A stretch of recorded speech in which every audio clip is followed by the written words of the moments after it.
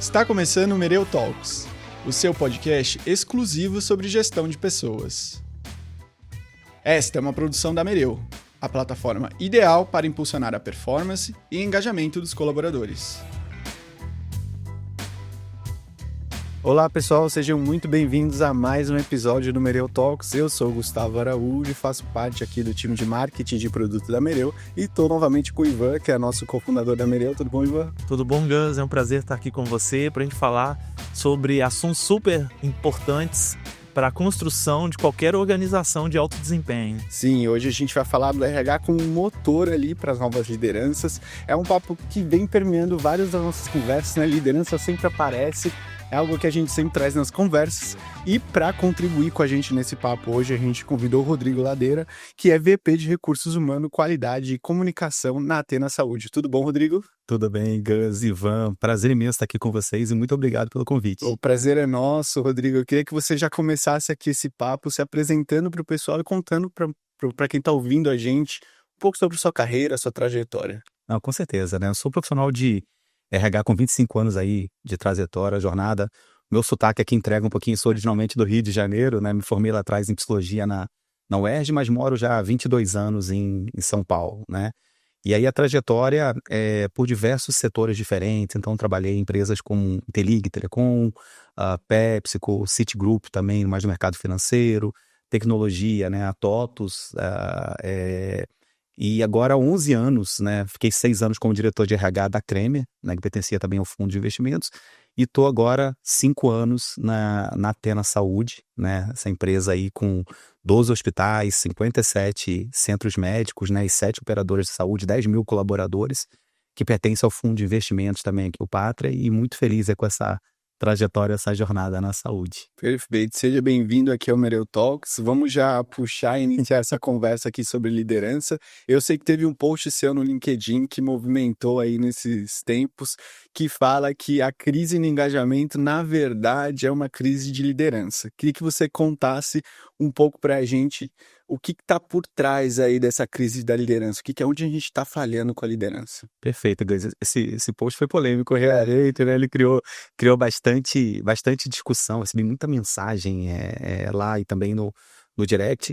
É uma reflexão que eu tenho realmente trazido nos últimos anos, né? Eu acho que para mim, a gente vem no desafio muito grande, né, de reposicionar a nossa liderança, né? Que para mim, engajamento é muito mais só do que recompensa, né? Engajamento, você se engaja num ambiente de confiança. Um ambiente de confiança, ele exige presença, né? E a presença de uma liderança ativa, né? Eu brinco, faço muita analogia sempre nas minhas falas, mas não adianta muito você regar aquela planta quando ela está seca já. Uhum. Né? Essa é uma atitude diária que a gente tem que fazer todo dia, né? Que é gerar esse vínculo emocional com as pessoas, né? E o líder, ele representa a instituição de fato. As pessoas precisam perceber essa instituição nas interações diárias dela, em todas as jornadas dela como colaborador, tá? Então, atribuir a questão de engajamento só a uma questão pessoal do colaborador, a geração, eu acho que talvez seja uma análise que necessite ser mais aprofundada. A gente tem um desafio muito grande, realmente, de construir líderes que vão realmente inspirar novamente as pessoas, criar vínculos humanos com as pessoas também, né? E, de fato, criar um ambiente seguro para que as pessoas se engajem no seu dia a dia. Sim, e foi polêmico. Recebeu muita pergunta, muita resposta, muito comentário lá. Sem dúvida. Ô, Rodrigo, você cita também nessa pesquisa que 70% do engajamento está associado à qualidade dessa liderança, né? Mas a gente vê que nas empresas a questão da promoção e da preparação do líder talvez está mais baseado em aspectos técnicos do que aspectos de liderança. Por que isso acontece ainda? Acho que o nosso modelo de gestão, vamos dizer assim, baseado em metas, né, em diretrizes por metas, ela trouxe muitos avanços quando você olha a perspectiva de empresas que tinham pouca estruturação para tomada de decisão, né, em cima de bases de dados concretos, né, e fatos. Porém, a gente precisa dar um novo salto, que é o salto de não premiar apenas resultado. Porque resultado, ele é legal, ele te traz uma visão de curto prazo. Mas o resultado com relação, ele te atribui transformação. Né? Então a gente precisa novamente, eu acho, na minha visão, olhar o resultado numa perspectiva muito maior de geração de valor. gerar valor para a companhia é muito mais só do que bater meta, Uhum. né? E porque quando a gente for discutir só meta, a gente vai ter que olhar ali atrás e falar assim, pô, espera aí, essa meta foi bem definida, Sim. né? Será que a pessoa bateu meta, mas não podia fazer muito além do que ele bateu essa meta, não deixou para o outro ano, né? Para o outro orçamento do outro ano? Sim. A gente precisa, e a gente também está com um olhar muito grande quando vai discutir metas por diretrizes, onde tem desvio, né? Chama atenção onde o resultado não está vindo, onde a meta não está vindo, né? Então a gente pensa, vamos colocar logo alguém para resolver aquela agenda. Mas o como está se entregando o resultado também, Perfeito. né? A gente está cada vez mais olhado menos para isso, tá? Então, para mim, a analogia que eu faço também aqui é como se você colocar um guitarrista que entende muito bem de música para ser um maestro. Cara, ele pode entender de música, mas ele não entende a harmonia do grupo, né? Então, a empresa tem feito hoje muito de pegar técnicos espetaculares e te dão uma premiação como um cargo de liderança, sem ao menos entender se a pessoa queria aquilo. Sim. Tem pessoas que chegam hoje no papel de liderança, Gus e Ivan, assim, é muito interessante, viram pra gente e falam assim, tipo, eu não queria ser líder, né? Então, como mudar isso? Acho que é ter um RH presente, que tem uma escuta e uma presença de fato com as pessoas para entender, cara, o que te motiva de fato na próxima caminhada? É status? É qualidade de vida? É liderar pessoas? É recompensa financeira? Né? Então, assim, a gente tem hoje partido muito de uma visão do que a gente acredita que é o melhor para a pessoa, né? E aí você acaba perdendo um excelente técnico, colocando ele na posição de liderança.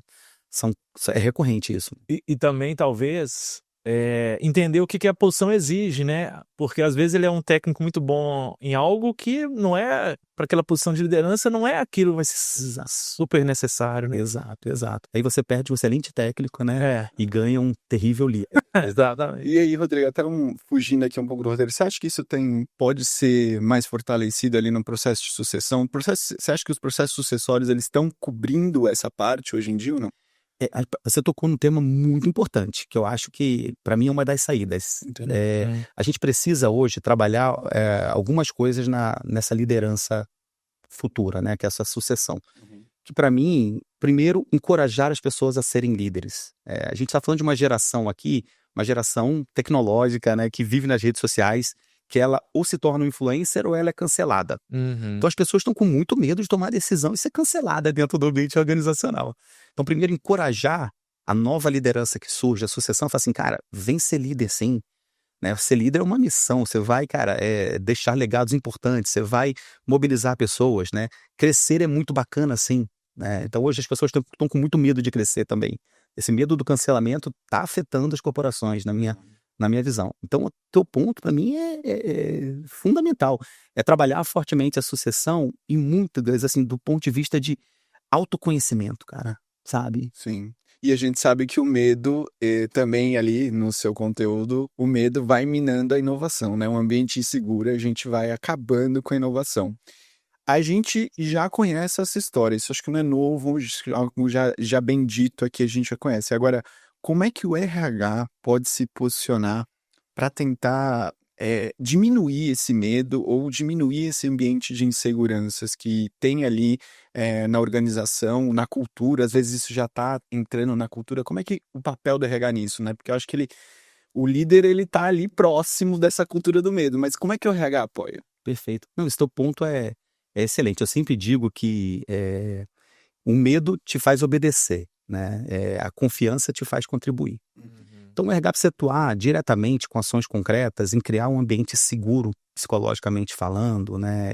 De encorajar as pessoas a se posicionarem, a ter voz, né? A serem ouvidas também. Então, a gente tem criado vários canais internos para que as pessoas possam se posicionar, eventos presenciais, encontros presenciais, porque o medo de errar realmente, assim, limita a inovação dentro de uma organização. A gente criou um programa super bacana que é o BIOS, incentivando as pessoas a fazerem a inovação, a trazer startups para dentro da companhia, encorajar a pessoa a poder empreender dentro da empresa. A gente tem uma geração que quer empreender também, né? Quer criar negócio, gerar negócio. Então a gente tem incentivado muito, muito esse ponto também. E aí, como é que eu acho que você pode reforçar também, né? Alinhar as práticas de RH e as políticas para que se premie também a iniciativa de tentar gerar valor. Sim. Né? A gente fala tanto, que virou até um termo, virou chavão, aquela questão do erro honesto, né? Então a gente tem que tentar incentivar, assim, esse erro honesto, sabe, dentro da organização.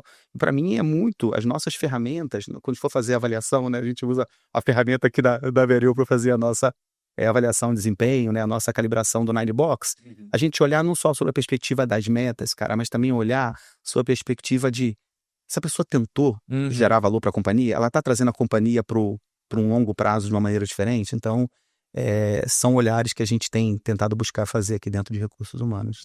Legal. E acho que você começou a falar um pouco, mas queria que você desse elaborasse ali quais são as principais causas desse distanciamento quando ocorre entre o líder e o liderado.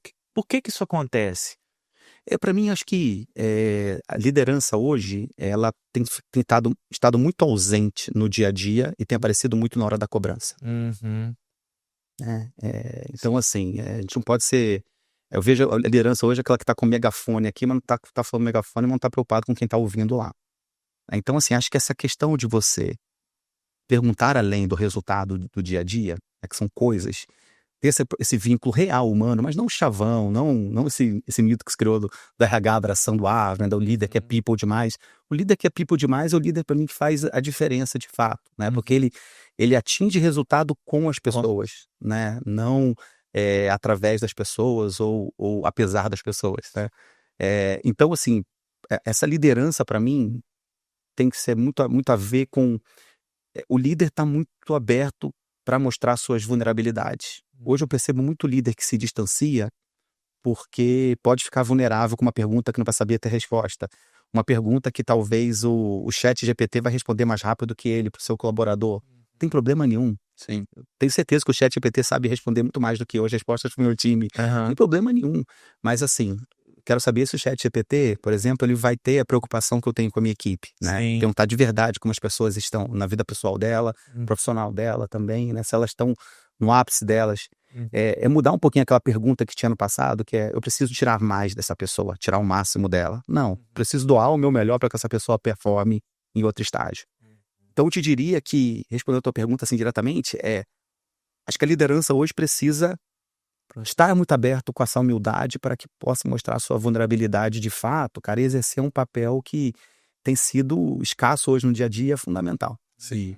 E aí, também ainda, para finalizar ali no seu artigo, você diz, né? Ser líder há 20 anos é diferente do que ser líder hoje em dia. E eu acho que tem muito desse comando e controle, que é o que você falou agora, né? Antes a gente fala, e aí quem escutou, quem não tá escutando não tá performando e pronto. O que mais você acha que mudou desses 20 anos para cá? E o que você acha que vai mudar daqui para frente? Eu acho que o Brasil, né, a gente percebeu muito nas empresas essa evolução mesmo da gestão, metas, diretrizes, né? Porque se tomava muito decisão só com base na intuição, que é importante também. Então se evoluiu muito para isso e agora, 20 anos depois, tem um além que está sendo cobrado aqui, que a nova geração está querendo trazer para mim, assim, que para mim, liderar não é aliviar cobrança. É você explicar o sentido da cobrança que você está fazendo. Sim. Você pode ser firme com respeito, ser exigente com empatia com a pessoa, né? Mas ser cada vez líderes menos orientados só à meta, né? Porque se confundiu muito o papel de gestor e de líder ao longo do tempo. Há 20 anos atrás, a gente precisava de bons gestores, né? Para tomar boas decisões, com base para fazer análise, para tomar decisão rápida. Hoje você precisa de gestores que sejam bons líderes também. Sim. Né? Então, acho que essa, para mim, é a grande diferença, a grande evolução que a gente tem percebido aqui nesses 20 anos. E de fato são coisas diferentes, né? Ali você está falando acho que você tem que ter características diferentes para poder liderar as pessoas de uma forma onde talvez tecnicamente reduza ali a cobrança e muito mais como a gente falou, né, em outros essas power skills, né? Exatamente. Ou seja, o líder, tecnicamente, a tecnologia vai ajudar bastante. Então, seu conhecimento técnico é o que você falou, o chat GPT responde. Hoje dá para correr atrás, né, com ferramenta. Agora, saber comunicar, entender, né, ter a empatia, saber orquestrar o time é o que talvez vai ser a exigência dos líderes do futuro, né? Exato, né? E quando você olha RH, você fala muito isso. Poxa, o RH tem conhecido cada vez mais do negócio, bacana, tem cada vez mais mergulhado em tecnologia, Uhum. mas o maior desafio de recursos humanos, né, que falava que 20 anos atrás ia deixar de existir a área, que as pessoas É. eram mais autônomas, é o contrário para mim. Sim. Vai ser trabalhar isso que a gente tem falado aqui, que é fortalecer essa liderança interna nos soft skills. Legal. Cara, isso foi perdido em algum lugar. A gente precisa retomar isso urgente. Você já deu gancho para a próxima pergunta, então. Como que você enxerga de um modelo, né, para a formação da liderança? A gente até conversou nos bastidores ali de formação, né, a gente conversou aqui também que pessoas vão ser líderes sem saber se querem ou não, sem talvez ter o perfil. Então, daqueles que querem, qual que é um programa bacana que você entende para a formação de liderança? Eu acho que assim, a gente, lógico, você tem que ter sempre o técnico, formação em negócio, claro que você tem que ter isso, mas para mim acho que tem uma composição que tem que ser adicionada hoje, que eu brinco é quase um espelho para o líder, né? É o autoconhecimento, cara. A gente, em algum momento, perdeu esse negócio de trabalhar. Eu sei que é muito difícil trabalhar temas mais subjetivos, né? Mas hoje a gente precisa trabalhar muito fortemente a mentalidade da liderança. Porque para mim, soft skill, cara, é músculo. É músculo novo para o líder, né? Você precisa treinar. E isso vai te tirar da zona de conforto pra caramba, né? Tem gente falando, esse cara aqui não tem perfil nenhum de liderança. Será? Será que não é treinável de fato? Né? Vai tirar ele da zona de conforto dele, né? Mas a zona de conforto vai levar ele para um outro patamar também na carreira dele. E estamos explicando corretamente para esse líder? Então, eu acredito que a gente tem que ter fortemente em programas de liderança exposição ao desenvolvimento de soft skills, cara. Sabe? Por liderança, empatia, mobilização de equipes, sabe? Porque hoje, se você for olhar, as pessoas têm abandonado muito mais líderes do que instituições. Perfeito. Né? Sim. É o que tem acontecido. Eu fico me perguntando também, a gente tem ouvido bastante isso sobre o autoconhecimento, né? Rodrigo, você tem alguma dica prática, assim, pô, como é que eu começo essa busca de autoconhecimento? Sei lá, vou para uma terapia, vou fazer algum coach, algum mentor, como é que você vê esse caminho para quem quer iniciar esse autoconhecimento? Que a gente tem falado muito disso, mas acho que poucas vezes as pessoas trazem e falam, faça isso aqui para ter um autoconhecimento. Até complementando sua pergunta, se as empresas deveriam, incentivar ou ter uma parte do processo, talvez, quando for uma liderança, né? Como que você vê essa questão mesmo? Não, com certeza. A gente, por exemplo, tem investido em programas lá nosso Quali Vida, né? Tem um programa nosso Mente Saudável, diálogos. Assim, eu incentivo fortemente, eu também estou trazendo um pouquinho, que eu sou psicólogo de formação, né? Com certeza, cara, fazer terapia é super importante, né? Mas tudo que você invista em autoconhecimento, né? Pode ser terapia, pode ser mentoria, pode ser coach, pode ser feedback com pessoas que você confia. E fora do teu ciclo profissional, sabe aquele amigo que fala as verdades, cara? Sabe? Aquele amigo que fala a verdade. Eu falo cônjuge é ótimo pra dar feedback pra gente, né? Ninguém é mais audiente do que cônjuge. Cara, pergunta. Como é que eu tô indo? Mas o grande desafio pra mim, aqui, acho que é o grande bloqueio do autoconhecimento aí, Gus e Ivan, assim, pra mim ainda é a humildade. Sim. Porque a gente só quer ouvir o que a gente quer ouvir, não o que a gente precisa. Quando a gente pedir feedback e se autoconhecer, cara, vai sair da zona de conforto, a gente vai ouvir coisa que a gente precisa ouvir e que não necessariamente a gente concorda, que vai mexer com o ego da gente. Então, pra mim, primeiro conselho, a postura de humildade.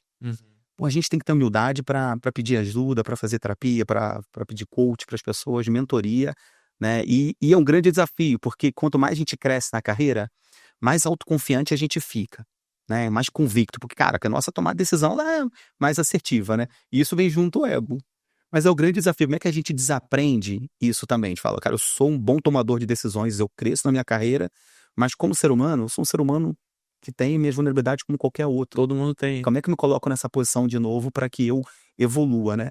Porque um profissional, para mim, com QE, né, o quociente emocional, tão desenvolvido como o QI, cara, são os caras que atingem um patamar diferente, sabe? A história, para mim, assim, as pessoas que eu convivi, executivos que eu convivo próximo, assim, caras já vão para outro patamar na tomada de decisão. São mais resilientes, têm uma intuição melhor para tomar decisão. Sabe? Então, para mim, eu diria que o primeiro comportamento é a humildade, o segundo, com muita tranquilidade, buscar um processo de autoconhecimento. Legal. Boa. E aí a gente tem falado aí dessa questão de ser mais humano, de trazer essa inteligência emocional, mas pelo outro lado, a gente também tem a cobrança, né? A gente sabe que a gente tem as nossas metas, que a gente quer bater essas metas, que a gente quer cumprir, quer alcançar outros patamares.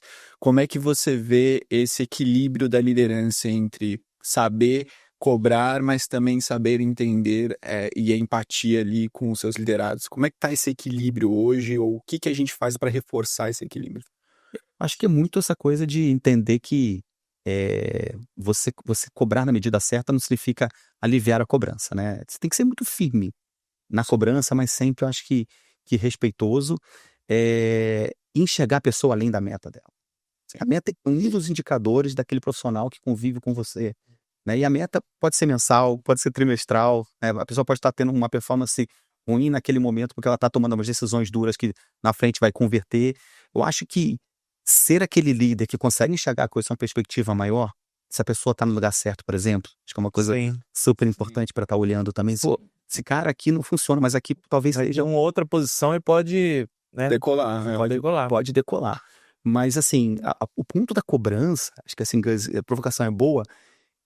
Hoje eu tenho percebido que o maior desafio está na autocobrança. Você tem uma geração, cara, que chega no início do ano, falam, poxa, ó, esse ano eu botei algumas metas para mim. Eu quero ser o noivo, a noiva perfeita. Eu quero, cara, crescer, entregar todas as metas, não te decepcionar em nada. Cara, coloca uma barra lá em cima para ele, que ele vai se frustrar. E não Pra está ele- preparado para se Ele frustrar. não tá, né? Então hoje, eu te diria assim que nas minhas mentorias mais internas com equipe e tudo, eu tenho mais o desafio de aliviar a cobrança interna que eles fazem para eles, né? Porque também eu tenho a sorte de me cercar de pessoas muito comprometidas com o resultado sempre, assim. Então, assim, é muito mais aliviar essa cobrança interna para que não tenha um problema de saúde mental ou uma frustração que acaba afetando a performance dela, ou também de se desmotive. É porque coloca metas tão altas para si, assim, inatingíveis. Poxa, coisa que eu tô quase 50 a mais, coisa que eu não atingi aqui quase 50 a mais, a pessoa quer atingir com 25, 26, né? E bota uma meta. Então, a gente tem trabalhado muito isso. Para mim, acho que o maior desafio, cara, eu acho que é a autocobrança. Esse líder tá preparado para, em certo momento, até aliviar essa cobrança um pouco para que a pessoa consiga extrair o melhor dela. Ou trazer outra perspectiva, né? Às vezes os liderados, eles têm uma visão, uma perspectiva que não é do todo que o líder talvez tenha. E aí o líder mostrando, olha, você faz parte disso aqui, a sua engrenagem é essa. Acho que acaba trazendo ali para os liderados uma visão, nossa, ok, calma aí, não preciso ir até, sei lá, o universo. Fazendo isso aqui, a engrenagem tá rodando. Acho que isso ajuda também esse entendimento, né? É bem isso, é bem isso. E tem a questão que também bater meta é bom, mas não bater, você também é o como, né, que você falou, ou seja, qual aprendizado a gente tirou na busca pelo alcance da meta.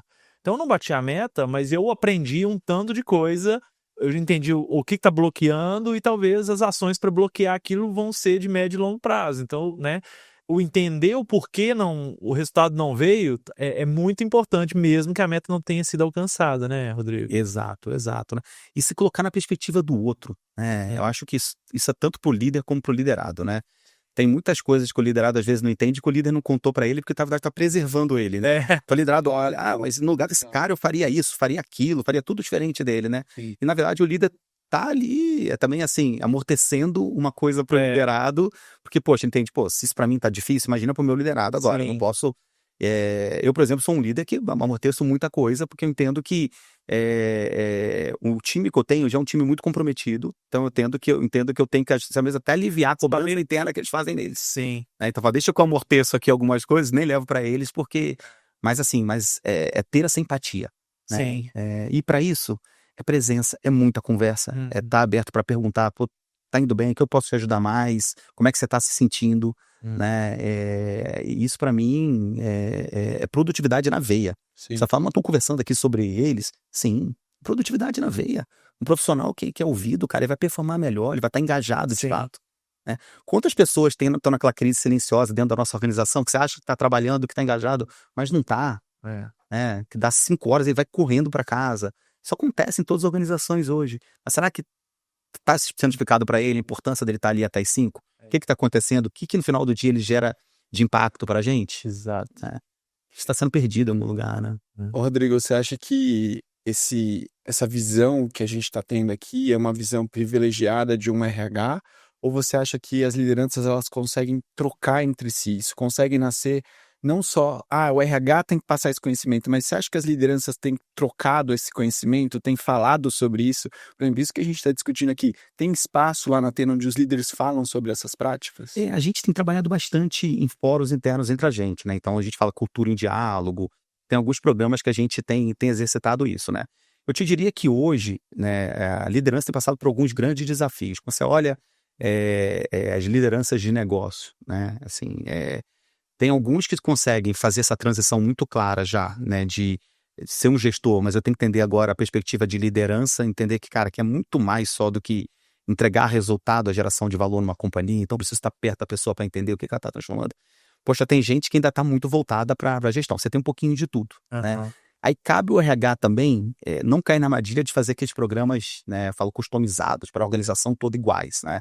Generalizar. Você tem que ter um olhar único. Então, por exemplo, poxa, a gente tem programas individuais com os nossos pares lá, porque cada um está num estágio diferente, tem uma certa dificuldade diferente. Sucessão também. Sucessão, você percebe aquele cara que às vezes é técnico demais, como a gente falou. Ele vai precisar ter um desenvolvimento diferente de soft skills, né? Diferente daquela pessoa que às vezes é um bom líder, mas tem dificuldade já com a parte de gestão, de olhar para a meta, né? Tudo dele é muito subjetivo. Então, não cair na generalização, sabe, dos programas customizados, vai ser um programa igual para todo mundo. Eu acho que a gente tem tido muito sucesso de fazer isso, sabe? Identificar claramente quais são as competências, os gaps individuais que a gente tem, tanto na liderança como na sucessão. E isso é papel da RH hoje, você acredita? Para mim tem que ser. Entendi. Eu entendo, porque eu tenho uma visão muito otimista, sabe, Gleice, sobre recursos humanos. Pô, 20 anos atrás, quando o pessoal falava que ia deixar de existir recursos humanos, eu já brigava com isso, né? E agora eu acho que vai ser a profissão do futuro. Porque existia um mito antes que com o avanço da tecnologia a gente ia ficar independente, né? Porque tudo eu vou descobrir no chat GPT. Ora bolas, nada disso, assim, pelo contrário. O lado humano é o que vai ter um pericial, né? Como eu lido com tanta informação, com tanta mudança, com tanta decisão no mundo, a mente ficou muito mais desafiada com tanta informação. Sim. O pessoal achava que ia ser menos. Então você vai precisar de uma área que te suporte e te apoie nisso, né? Que te ajude realmente a desenvolver. Né? Quando a gente fala dessa nova geração, a gente até comentou um pouco que não quero ser líder, né, e tal. Como que vocês estão lidando com isso, né? De forma talvez prática ali para quem está nos acompanhando. Que tipo de práticas ou processos para incentivar essa nova geração a querer ser líder e prepará-la porque serão os líderes do futuro, né? Sim. Então, se a gente tem a geração toda não querendo ser líder, quem que vai ser o líder? Alguém vai assumir esse papel. Então, como vocês estão tratando essa característica da nova geração dentro desse processo de sucessão da liderança? Não, perfeito. Eu também tenho uma visão eu falo sobre a famosa geração Z, né, de que a geração Z não é que ela rejeita a autoridade e liderança, ela rejeita a liderança tóxica. Né? Ela rejeita a liderança que não é coerente. Tá? Então, acho que a primeira coisa, Ivan, assim, que você tem que fazer, eu acho, no meu entendimento, é coerência entre discurso e ação. Claramente, a gente mudou muito o nosso comportamento na organização quando a gente olha a nova geração, aquela coisa que o RH tinha tradicional de fazer teaser. Né? Vem aí, no mês que vem, tal iniciativa. A gente é walk now, talk later. Vai numa ação de, cara, vamos construir coisas, coautoria. Então, a gente tem embaixadores da cultura que não são pessoas que ocupam cargo de liderança. Então, a gente tem separado de maneira prática para esse público, internamente, uma coisa é você ter o cargo de liderança. A outra coisa é você exercitar influência de ser um líder, né? Ser um líder. Então, a gente fez um mapa, com a tecnologia mesmo, um mapa de influência, algumas perguntas, o formulário, identificou isso. Então, a gente identificou e claramente, né, surpresa para nós, 90% das pessoas não tinham cargo de liderança. Né? Então, assim, você tem uma influência muito grande de algumas pessoas que são analistas, que são assistentes, né, que fazem a diferença no dia a dia, mas tem equipe? Não tem. Mas é impressionante. A pessoa, você vai dividir com ela alguma ação de cultura, que mobiliza, ela concorda, fez sentido para ela influencia de fato. Então, a gente tem separado um pouquinho o cargo da pessoa. Importa pra gente na organização muito mais quem você é, o que você faz com o que você é, do que o cargo que você ocupa. Legal. E traz exemplo concreto disso. E aí, como é que você faz isso? Você evidencia essas pessoas nas tuas mídias internas, nos teus canais internos. Então, a gente tem a nossa área de comunicação, por exemplo, que a gente dá uma evidência para essas pessoas. Alguns se tornam embaixadores da cultura. A gente brinca, tem até uma camisa diferente lá. São pessoas que assumem um protagonismo dentro da organização. Sim. E o que isso vai fazendo? Cara, você ser líder é muito bom. Olha o que você está fazendo. Aquela ação foi construída por causa de fulano, que nem tem um cargo específico de liderança, de hierarquia na organização, mas foi criado por ela. Isso vira notícia dentro da organização. Começar a gerar notícias e movimentos para que, de fato, as pessoas percebam, cara, ser líder é bacana, porque aqui eu sou ouvido, aqui eu construo, aqui eu faço diferença no meu ambiente de trabalho, né? Posso trazer exemplos concretos aqui, né? Por exemplo, a gente tinha, os nossos colaboradores de uma unidade nossa, não tinha alguém que entendia Libras para receber. Um funcionário desses lá levantou a mão no programa nosso e falou assim, gente, vamos capacitar? Foi para RH, se libera verba, a gente foi lá, liberou verba, assim, que era um gap que a gente não percebia, né? Então a jornada hoje, todo mundo é capacitado em Libras. Quem chega lá hoje, poxa, tem sempre esse grupo de embaixadores recebendo, acomodando a pessoa em todas as jornadas. Tem um fator de inclusão aqui gigante. Iniciativa da própria pessoa. Então a gente tem feito bastante isso. A empresa foi certificada agora como melhor para trabalhar, acho que muito em conclusão dessas ações, né? Sim, isso reflete. E aí, Rodrigo, quando a gente fala da liderança, a gente fala muito de pessoas que talvez almejam deixar uma marca, né? Quero ser uma marca da liderança e acabam pensando assim, poxa, o que eu faço? É porque eu fiz um grande projeto na empresa ou eu influenciei e deixei uma marca nas pessoas, né? Como é que você vê ali, o que é deixar um legado hoje de liderança numa empresa? Como é que você vê essa marca, assim? Para mim, hoje assim, né, assim, é uma provocação boa, porque a gente vê muito, às vezes, uma confusão de entendimento entre marca, né, construir tua marca e o legado. Eu gosto dessa tua pergunta, ela é muito boa. Para mim, marca, você constrói, né? Mas é algo passageiro, né? Como qualquer empresa, como vai crescer sua marca dela. Legado, para mim, é o que você deixa de fato para as tuas pessoas. Né? Eu falo, aquela liderança, para mim, é muito mais uma liderança, o legado de uma liderança é muito mais falar sobre você mesmo, é muito mais para mim, como as pessoas se sentem perto de você. Né? Eu falo que daqui a 5 anos eu quero que as pessoas falem, pô, era muito bom trabalhar com o Rodrigo lá na Tena Saúde, cara, eu desenvolvi nisso, cresci em um ambiente, aquele tempo que era bom. Para mim isso vai ser uma vitória, né? Como eu já vivo alguma experiência que eu tenho em empresas anteriores. Porque quando você me procura, me conta, pô, eu tô aqui, como era bom aquele tempo, como eu cresci e desenvolvi. Cara, aquilo me faz um bem absurdo. Então, para mim, na prática, pelo menos a minha percepção, esse é legado. O que você deixa de fato para as pessoas, não seja só para o profissional, para a vida pessoal delas, né? Trazer as pessoas para patamar. Eu sempre gostei muito de trabalhar com jovens, né? A gente sempre colocou o programa trainee, a gente tem programa trainee e tal, porque são pessoas que você vai vendo no nível de crescimento, né? Depois de alguns anos eles falam, cara, como eu me desenvolvi, como eu cresci, como minha tomada de decisão hoje é diferente. Naquela época eu não enxergava desse jeito, você batia na tecla toda hora. Cara, isso não tem preço. Isso para mim é muito legal. Legal.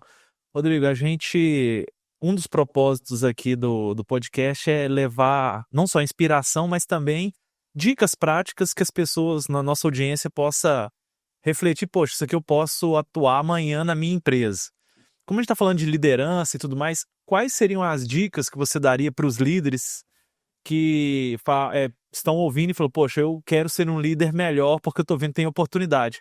O que seriam dicas ou passo a passo, poucos passos aí que você sugeriria para essas pessoas fazerem? Não, bacana. Acho que o primeiro passo, uma reflexão de humildade, porque liderança tem muito mais a ver com servir do que com dominar, né? Do que com poder. Né? Então, assim, poxa, em algum momento liderança era isso, né? E cada vez mais, no futuro, vai ser exigida a capacidade de você servir, de fazer junto com as pessoas, né? E ter humildade, mostrar a tua vulnerabilidade. Né? Então, a dica primeiro que eu daria seria isso, assim, essa humildade. Segundo, investir no teu autoconhecimento, né? Para que você saiba até o timing certo de você virar um líder. Né? Porque às vezes eu percebo muito isso, pô, o que você quer? Quero virar líder. Às vezes a pessoa está no início da carreira dela, mas cara, está na hora certa? Será que na hora que subir, você vai ficar firme naquela cadeira sustentável? Né? Então constrói os passos com calma. Então para isso vai te exigir muito autoconhecimento, até para que você controle, Ivan, assim, a tua ansiedade para isso. Né? Então acho que essa é uma dica que eu daria bastante importante. E capacidade de aprender e desaprender. Né? Porque eu falo, hoje um profissional, vamos dar exemplo aqui na faixa dos 25 anos, que ele quer ser líder, talvez quando chegar a 35, o que precisa para ser liderança seja muito diferente do que a gente espera hoje. Né? Então, ter essa capacidade de aprender e desaprender todo dia, né? Para isso você tem que ter muita humildade. Eu gostei, diria né? que a palavra-chave é Do humildade. desaprender aí, algo novo que a gente tá ouvindo aqui, como se deixar de conhecer para conhecer novamente, talvez de uma forma diferente, né? Sem dúvida. Aprender e desaprender. Bom, Rodrigo, a gente chegamos aqui no final do nosso podcast. Eu queria agradecer aqui as falas que você trouxe pra gente. Acho que enriqueceu bastante. Visões de liderança muito legal. Trouxe coisas de prática ali que vocês têm atuado na Antena. Acho que é muito enriquecedor. E aí eu queria deixar aqui o espaço de networking. Quem quiser estender o papo com você, trocar mais informações, saber mais das suas práticas e como você tem atuado com liderança, como é que faz? Não, bacana. A gente tem uns canais no Instagram, Rodrigo Ladeira RH1. Legal. A gente está com um volume bom de seguidor, né? E TikTok também, Rodrigo Ladeira RH1, quase 80 mil seguidores lá. Então a turma tem interagido bastante com a gente, então tem vídeos, né? Bastante troca.